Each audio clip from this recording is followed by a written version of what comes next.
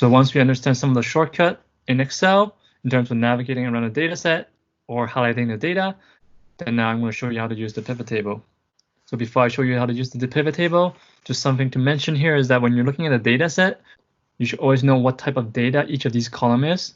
So you can see under the data set for line, you will see that we have vegetable, meat, fruit, and so on. So you can see that these are not numbers, so these are non-numerical variables. So these are categorical variables. So line is a categorical variable. Same for product. Product, you can see that we have cauliflower, lettuce, steak. So these are not numbers, so these are categorical variables. So line, product, store location, these are categorical variables.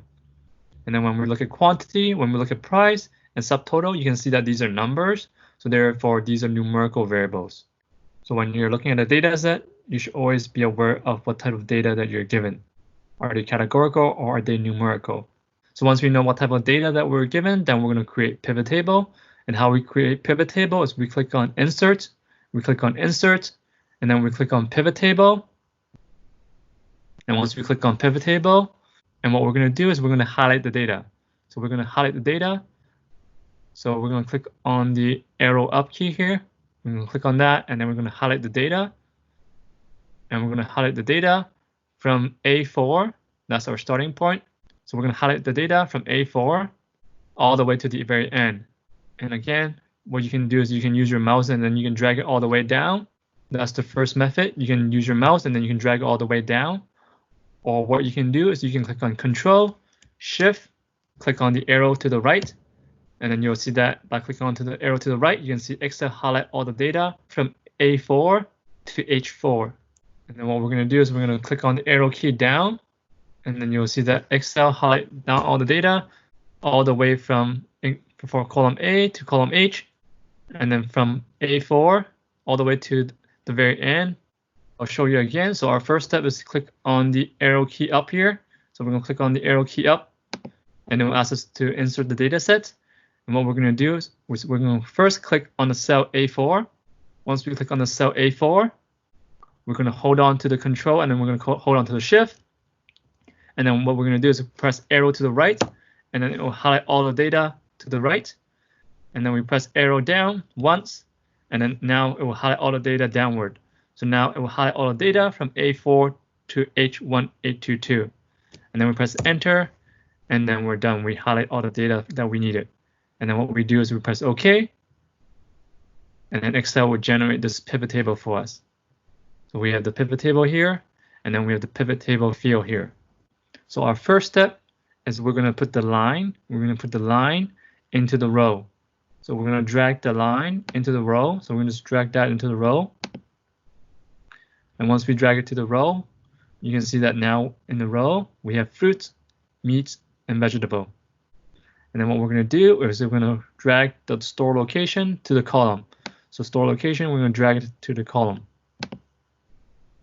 So remember when we look at the data set, line, product, store location, these are categorical variables. And then quantity, price, and subtotal, these are numerical variables.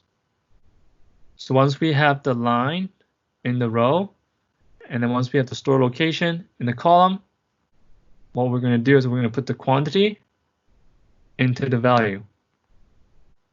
And by putting the quantity into the value,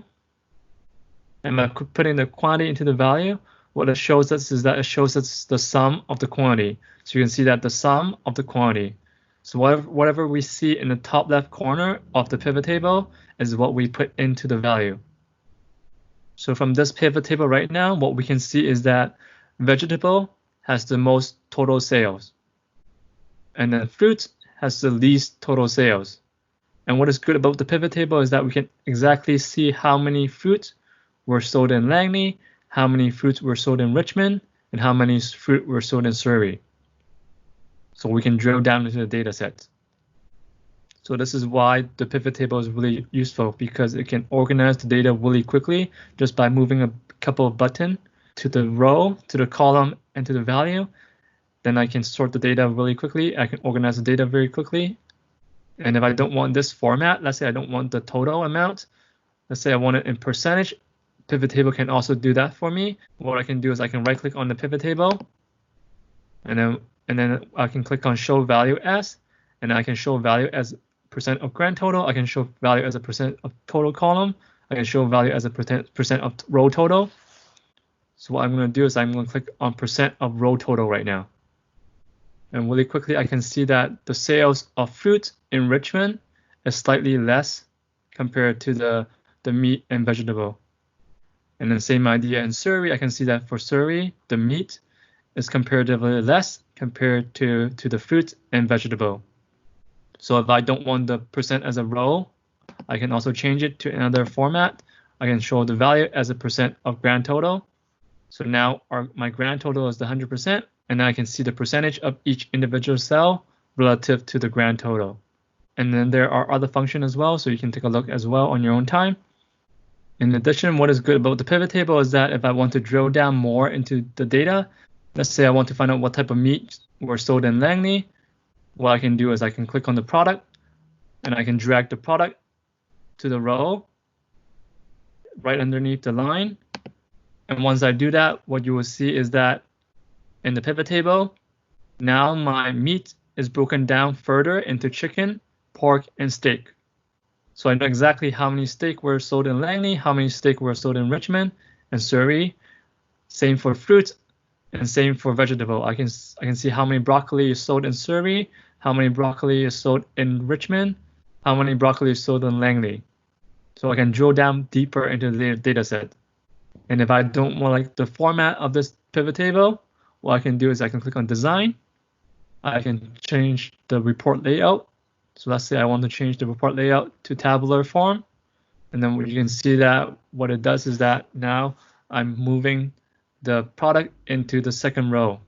So instead of combining the line and product into the same column, what I'm doing right now is that by changing it to tabular form, I can put the line and product into different column.